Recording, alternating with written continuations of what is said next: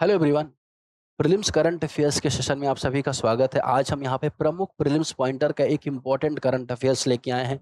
वो है साइनोबैक्टीरिया के बारे में कि साइनोबैक्टीरिया क्यों न्यूज में था, द हिंदू, इंडियन एक्सप्रेस दोनों में न्यूज में क्यों आया, ये हम यहाँ पे समझेंगे। साथ ही इस कॉन्सेप्ट में हम बायो रिमेडिएशन के बारे में समझेंगे, ब्लू ग्रीन एलगी के बारे में समझेंगे, इससे रिलेटेड एक प्रैक्टिस क्वेश्चंस भी करेंगे। इंग्लिश हिंदी दोनों में ये फाइल अवेलेबल, अगर आप हिंदी माध्यम में तैयारी करते हैं या इंग्लिश माध्यम में तैयारी करते हैं तो बीएपीएस प्रमुख एकेडमी के टेलीग्राम चैनल को आपको ज्वाइन करना है और वहां पर आपको पीडीएफ इसका फ्री अवेलेबल रहेगा।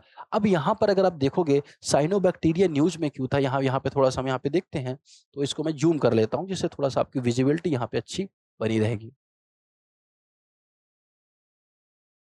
Give me a second.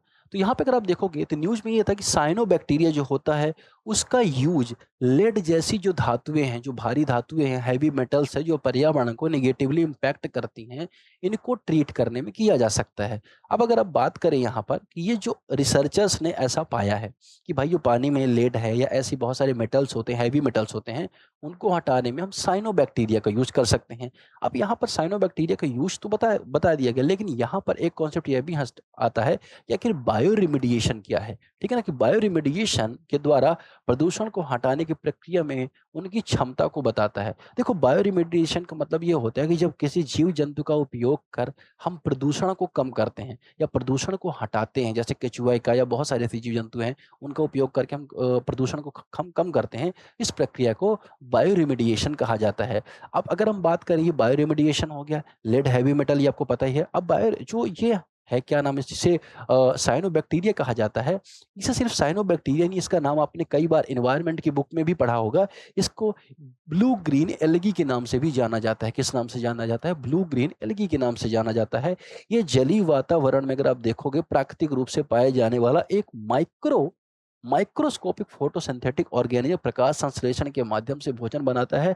और ये कहाँ पाया जाता है? अगर आप देखोगे जलीय वातावरण मतलब एक्वाटिक इकोसिस्टम में, ये जलीय वातावरण में आपको ये देखने को मिलेगा। कौन सा? साइनोबैक्टीरिया जो न्यूज में था। अब ये साइनोबैक्टीरिया आज का नहीं है, 3.5 बिलियन ईयर एगो से पाया जाता है। मतलब बहुत पहले से, जब लाइफ फॉर्म बनना शुरू हुई थी, उससे भी पुराने समय से साइनोबैक्टीरिया अर्थ में या एक्वाटिक इकोसिस्टम में पाए जाते हैं। तो एक तो ये इंपॉर्टेंट आपके लिए हो जाता है। ठीक है, अब अगर आप बात करें इसके बारे में, इन्होंने स्टार्टिंग टाइम में फोटोसिंथेसिस के माध्यम से पृथ्वी के जो एटमॉस्फेयर था उसमें ऑक्सीजन की मात्रा बढ़ाने में इंपॉर्टेंट भूमिका निभाई थी। फोटोसिंथेसिस प्रोसेस में अगर आप कार्बन डाइऑक्साइड वायुमंडल से लेते हैं, प्रकाश संश्लेषण के माध्यम से अपना भोजन बनाते हैं, ऑक्सीजन रिलीज करते हैं, तो इससे वायुमंडल में ऑक्सीजन बढ़ती है।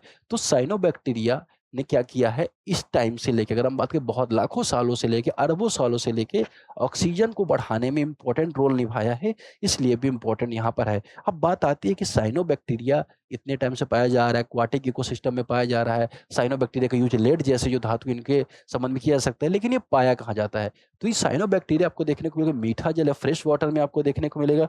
साथ ही साथ आपको ब्रैकिश वाटर में देखने को मिलेगा। नदी और समुद्र का जब पानी जहाँ पे मिलता है, अगर हम बात करें, जैसे ये नदी का पानी होगा, समुद्र का पानी हो गया, तो इस वाली रीजन में भी आपको देखने को मिलेगा। साथ ही मरीन वाटर में भी या समुद्र के पानी में भी आपको देखने को मिलेगा। तो ये एक खासियत होती है। एक और इसकी खासियत है, ये स्वपोषी होते हैं, ऑटोट्रॉप्स होते हैं, मतलब खुद का भोजन खुद बनाते हैं। ये क्या करते हैं? सूर्य के प्रकाश का उपयोग करते हैं, फोटोसिंथेसिस का प्रयोग करते हैं और अपना भोजन बनाते हैं। साथ ही ये प्रोकैरियोटिक जीवों में एक माने जाते हैं। दो टाइप के जीव होते हैं सेल्स के डिवीजन के अकॉर्डिंग, यूकैरियोटिक, प्रोकैरियोटिक। तो ये प्रोकैरियोटिक माने जाते हैं, बहुत प्रिमिटिव माने जाते हैं। और अगर तो ये इंपॉर्टेंट आपके लिए होता है। अब इसमें माइटोकॉन्ड्रिया नहीं होता, ठीक, क्योंकि जो प्रोकैरियोटिक्स होते हैं उनमें माइटोकॉन्ड्रिया नहीं होता, तो इनमें माइक्रोकॉन्ड्रिया नहीं होता। तो ये थोड़ा-सा जानना है। साथ ही इसका रिप्रोडक्शन कैसे होता है? जैसे जीव-जंतु 2 तरह का रिप्रोडक्शन करते हैं। अगर हम बात करें सेक्सुअल करते हैं, दूसरा अगर हम बात करें एसेक्सुअल करते हैं। तो इनका जो रिप्रोडक्शन होता है अलैंगिक रूप से होता है, असेक्सुअली इनका रिप्रोडक्शन होता है। और ये ट्रांसवर्स बाइनरी विखंडन का, टूटते हैं, बेसिकली टूट के अलग होते हैं, नए बनते हैं। तो ये इनका रिप्रोडक्शन के बारे में यहाँ पे बात थोड़ा-सा यहाँ पे आपको समझनी थी, ठीक है? अब अगर हम बात इसकी, कुछ जो प्रजाति स्पीशीज़ होती हैं सॉलिटरी रहती हैं, जबकि कुछ प्रजातियां कॉलोनी में रहती हैं, मतलब कुछ सेपरेट भी रहते हैं और कुछ कॉलोनीज में या ग्रुप में भी रहते हैं साइनोबैक्टीरियास। अब कुछ साइनोबैक्टीरिया में टॉक्सिन्स पैदा करते हैं। कुछ विशेष साइनोबैक्टीरिया ऐसे टॉक्सिन्स पैदा करते हैं जो मानवों के लिए और जानवरों के लिए भी हानिकारक होते हैं। तो ये साइनोबैक्टीरिया का हैबिटेट है, साइनोबैक्टीरिया कैसे अपना भोजन बनाता है, क्या प्रोसेस फ़ॉलो करती है, ये आपने समझा कब से पाया जाता है। अब साइनोबैक्टीरिया ब्लूम क्या होता है, ये भी आपको करंट अफेयर में देखने को मिलेगा।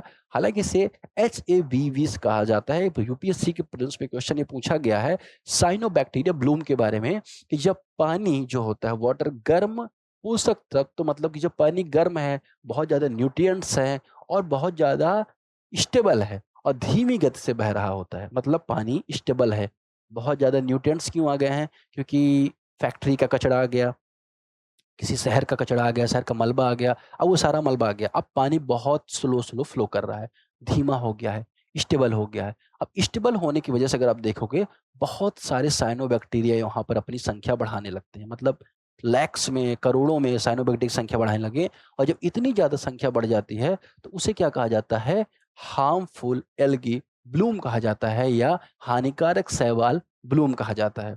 अब पानी में अतिरिक्त पोषक जो तत्व होते हैं, अगर हम देखें यहाँ पर, पानी में अतिरिक्त पोषक तत्व निम्नलिखित कारणों से आते हैं, ठीक है? अब क्यों आते हैं ये पोषक तत्व, क्यों आते हैं न्यूट्रिएंट्स? अब ये जो न्यूट्रिएंट्स होते हैं, वो आते हैं खेतों में फर्टिलाइज़र का यूज़ कर आप फर्टिलाइज़र जब डालते हैं, तो फर्टिलाइज़र फसल तो आपकी बढ़ाता है, लेकिन मिट्टी की जो उर्वरक क्षमता है उसको भी कम करता है और वो बह के नदी में पहुँचता है। नदी के माध्यम से वो कहीं इस तरह की वाटर बॉडीज़ में पहुँचता है, तो फर्टिलाइज़र बह के आते, इससे जो फर्टिलाइज़र का रन ऑफ होता है, उससे न्यूट्रिएंट्स रिच होता है। साथ ही सीवेज का जो कचरा होता है, उसमें उसकी वजह से सेप्टिक टैंक के रिसाव की वजह से इस तरह के न्यूट्रिएंट्स जब आते हैं, तो हार्मफुल एल्गी ब्लूम की सिचुएशन बनती है, तो ये आपको पता होना चाहिए। ब्लूम पानी की जो क्वालिटीज़ को खराब कर देते हैं, जहरीले पदार्थों को छोड़ते हैं, जिससे जलीय जीवन एक्वाटिक लाइफ पर बुरा असर पड़ता है। तो ये बात आपको यहाँ पे याद रखनी है कि जो ब्लूम्स होता है, उससे जो पानी होता है, उसकी सिचुएशन बहुत खराब हो जाती है, ठीक है? तो ये थोड़ा-सा आपने एचएबी के बारे में समझ लिया, जो ब्लूम इसके बारे में समझ लिया। अब यहाँ पर अगर आप देखोगे कि ऑक्सीजन के प्रोडक्शन को लेके यहाँ पे बात हो रही है कि ये फोटोसिंथेसिस जब प्रोसेस होती है, ज़ाहिर-सी बात है, तो फोटोसिंथेसिस प्रोसेस में ऑक्सीजन बनती है तो ऑक्सीजन के उत्पादन के रूप में भी जाने जाते हैं। साथ ही ये नाइट्रोजन फिक्सेशन के फॉर्म में मदद करते हैं। इकोसिस्टम में सॉइल फर्टिलिटी बढ़ती है नाइट्रोजन फिक्सेशन करने से, उसमें भी ये मदद इनकी होती है, इनसे मदद मिलती है। बायो रिमेडिएशन मैंने आपको बताया कि जीवों का उपयोग करके पर्यावरण प्रदूषण को हटाना, साथ ही लेड भारी धातु होती है, ठीक है? अब हम यहाँ पे इससे जुड़ा हुआ आई थिंक एक क्वेश्चन यहाँ पे प्रैक्टिस करेंगे, प्रीलिम्स का प्रैक्टिस क्वेश्चन यहाँ पे देखेंगे। इससे जुड़ा हुआ किस तरह का प्रैक्टिस क्वेश्चन पूछा जा सकता है। तो यहाँ पर प्रैक्टिस क्वेश्चन है, आप यहाँ पे देखिए। आपको सॉल्व करना है। साइनोबैक्टीरिया के संबंध में निम्नलिखित कथनों पर विचार कीजिए। पहला है साइनोबैक्टीरिया फोटोसिंथेसिस प्रोकैरियोटिक ऑर्गेनिज्म है। ये मुख्य रूप से ट्रांसवर्स बाइनरी विखंडन के द्वारा प्रजनन करते हैं। मतलब क्या? ट्रांसवर्स बाइनरी जो फिजन होता है या टूटना होता है उसके द्वारा प्रजनन करते हैं। तीसरा, साइनोबैक्टीरिया ब्लूम आमतौर पर ठंडे और पोषक न्यूट्रिएंट्स रिच पानी न्यूट्रिएंट्स पुअर पानी में होते हैं। तो मैंने आपको ये बात बताई है कि जो साइनोबैक्टीरिया होते हैं वो आपको ज़्यादातर देखने को मिलेंगे न्यूट्रिएंट्स रिच वाटर में, मतलब कि जहाँ बहुत ज़्यादा पोषक तत्व हैं।